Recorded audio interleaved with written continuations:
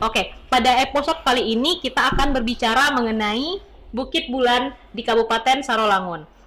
Saat ini saya, Mita, sebagai pemandu acara telah duduk bersama Bang Freddy yang boleh memperkenalkan dirinya, Bang.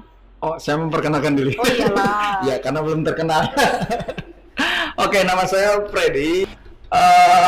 Pernah mengenyam masa kecil di Jawa Barat, di Garut, di kaki gunung apa ya? Garut itu Papandayan.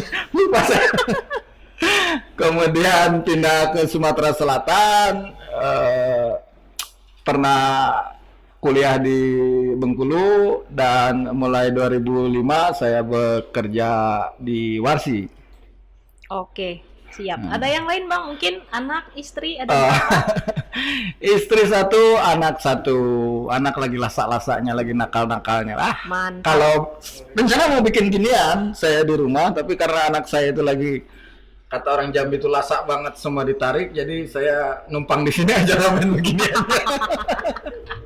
Oke, sahabat konservasi, kali ini kita mungkin akan langsung ngobrol ya, Bang, tentang Bukit Bulannya. Boleh diperkenalkan dulu, Bang, profil Bukit Bulan itu seperti apa?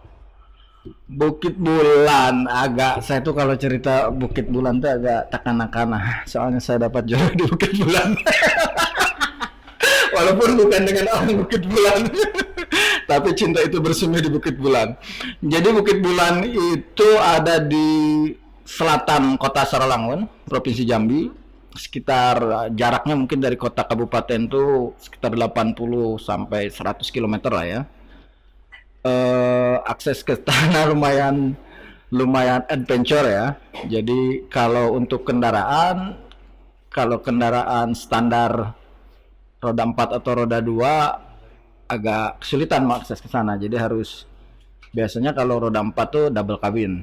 Jadi hanya kendaraan-kendaraan itu yang bisa masuk ke sana. Jalannya pun sesuai dengan namanya Bukit Bulan, memang nanjak terus. Berbukit. Berbukit, berlubang, wah kayak lagu Iwan Fals. Penuh lubang dan mendaki gitu ya. Tapi seru karena di sana itu hutan masih sangat bagus. Jadi ketika kita jalan ke Bukit Bulan itu, sepanjang jalan tuh kita akan melihat hamparan perbukitan yang istilah orang Minangkabau itu belampih-lampih, berlapis-lapis hamparan kayak karpet tapi berlapis-lapis gitu. Di beberapa spot kita akan menemukan itu. Cuacanya suhunya juga masih sejuk karena memang dikelilingi hutan. Kita tahu kalau hutan ini kan bisa menjaga iklim mikro kan. Kemudian masyarakatnya juga masih asik. Pertama saya ke sana itu tahun 2005. Saya ke sana untuk membantu masyarakat mendapatkan hak kelola hutan adat. Kebetulan waktu itu saya surveyor untuk pemetaan. Waktu itu belum ada skema perhutanan sosial. Cuma kita cari inisiatif saja untuk Warsi ya, waktu itu cari inisiatif terobosan hukum lah mengenai perhutanan sosial melalui skema hutan adat yang waktu itu di SK-kan oleh Bupati. Jadi tahun 2005 saya ke sana, saya masuk hutan, nginap di dalam hutan. Hutannya masih sangat bagus, jadi pohon-pohon gede banget itu masih banyak di sana. Jadi konon binatangnya juga kalau kata kawan-kawan yang ahli biodiversity juga masih cukup lengkap. Kalau saya memang tidak fokus ke satwa ya, saya lebih ke peta. Jadi kita pernah survei di sana. Masyarakatnya juga masih masih enak diajak diskusi. Waktu kita ke sana kalau mau diskusi, mau rapat malam misalkan, itu nggak perlu pakai surat undangan kayak kita di kota kan. Cukup misalkan kita minta tolong Pak Kades, nanti anak Pak Kades itu bawa kentongan keliling rapat. Coba praktekkan, Bang, ini. Coba praktekkan. Ya seperti itu. Jadi di sana itu baik masyarakatnya mau pola alamnya masih menarik. Menanya apa? Tadi kan Bukit Bulan nih ya Bang. Ah, Tadi Abang cerita bahwa ternyata Bukit Bulan itu memang banyak bukitnya. Nah, terus nama bulan itu datang dari mana? Apakah di bukit itu bisa sampai ke bulan? Apa gimana? Bukit Bulan. Saya sih pernah dapat cerita dari tetua orang-orang tua di sana ya. Jadi Bukit Bulan itu memang diambil dari nama sebuah bukit. Bukit di sana itu merupakan daerah perlindungan berdarah khas ya. Bukit-bukit khas. Banyak sekali goa-goa di sana, goa-goa alam. Dulunya goa-goa itu jadi ladang bisnis untuk sarang walet ya, tapi mungkin karena agak eksploitatif dan kurang memperhatikan kelestariannya, sekarang waletnya udah sangat berkurang. Walaupun mungkin ada satu dua. Jadi di salah satu bukit itu, bukit ya boleh dibilang bukit kapur yang cukup tinggi di daerah sana itu ada, nampak lah kalau di siang hari itu agak putih gitu ya di puncak bukitnya tuh karena batuan kapur. Konon katanya kalau malam saat purnama dia memancarkan cahaya seperti cahaya bulan. Seperti bulan. Nah, makanya orang menyebutnya Bukit Bulan. Bukit Bulan. Iya, menarik Gitu. sekali. Kalau itu Bang, berarti kan memang Bukit Bulan itu berarti datang dari batuan kars yang di situ gitu ya. Berarti secara ekologi masyarakat itu mengilhami nama itu bahkan dari nama keadaan lingkungan di Iya. sana ya. Nah, kita kan di Warsi itu masuk ke Bukit Bulan dari tahun 2005. 2005. Itu Dan- yang saya ingat, mungkin ada sebelum itu. Apa Saya di yang sini? masuk di situ 2005. Oh, oke. Dari 2005 itu kita berkegiatan sampai sekarang udah 2020, berarti udah 15 tahun. Iya kan ya? Iya, iya. Iya, 15 tahun. 15 tahun. Nah, 15 tahun itu apa aja kegiatan yang sudah dilakukan KKI Warsi, Bang? Yang pertama sebenarnya yang kita dorong itu adalah akses kelola lahan ya bagi masyarakat. Dalam hal ini untuk mengakses itu, kalau dulu sebelum keluar peraturan tentang perhutanan sosial, kita dulu mendorong hutan adat dan itu SK-nya baru sebatas SK Bupati. Itu sebenarnya terobosan hukum lah, karena waktu itu payung hukumnya belum ada, tapi memang Bupati juga mungkin karena dia juga ingin melindungi kawasan itu, maka mereka memberi, Dinas Kehutanan waktu itu kita bekerja sama dengan Dinas memberikan akses itu. Jadi Bukit Bulan tuh ada 6 desa. Di 6 desa itu masing-masing desa macam-macam luas hutan adatnya dan lokasinya ya. Misalkan desa yang paling dekat dengan kota kabupaten itu desa Lubuk Bedorong itu ada punya satu hutan adat. Dulunya 5 desa, kemudian ada pemekaran Lubuk Bedorong sama Temalang. Dulunya 2 jadi masing-masing 1. Kemudian ada misalkan di desa Meribung itu ada 4 lokasi hutan adat. Dan mereka menunjuk hutan adat itu sebenarnya akses yang dimaksud akses pengelolaan itu bukan untuk dieksploitasi, dihancurkan Ambil kayunya ya? ambil kayunya atau malah alih fungsi lahan, tapi memang fungsi perlindungan, lebih ke fungsi perlindungan. Misalkan kayak di Meribung itu ada namanya Imbolarangan.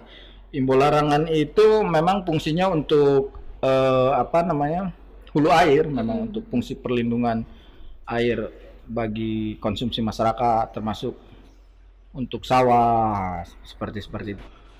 Sebenarnya kalau untuk kebutuhan kayu untuk subsisten ya, untuk konsumsi masyarakat setempat, yang di luar kawasan pun masih sangat banyak. Artinya masyarakat itu mereka punya istilah kalau di Jambi ini, punya sesahap belukar, termasuk kebun karet tradisional itu. Jadi kalau bahasa modernnya agroforestry ya. Tapi kalau orang dusun padang paka. Padang paka itu kebun karet yang isinya ada termasuk meranti segede ini juga ada gitu. Jadi untuk mencukupi kebutuhan kayu sebenarnya itu. Jadi mereka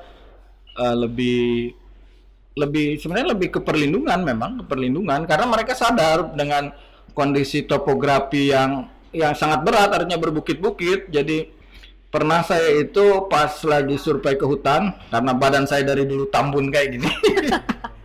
Jadi Pak Kadesnya bilang, "Wih, janganlah yang badan-badan kayak gitu. kaget dah telat naik katanya. Tahu dah tanjakannya itu. Saking nanjaknya, tumit kawan tuh bisa kena Kepala. kanin kawan gitu. Kawan di depan tuh kan udah di atas gitu kan. Sementara yang di belakang itu kan lebih rendah. Itu bisa nyepak katanya. Memang topografinya berat, jadi berlereng-lereng. Sehingga untuk bagian-bagian tertentu dari kawasan itu memang perlu dilindungi gitu. Makanya sekarang itu hutan adat ada 11 blok, ada 3 blok hutan desa.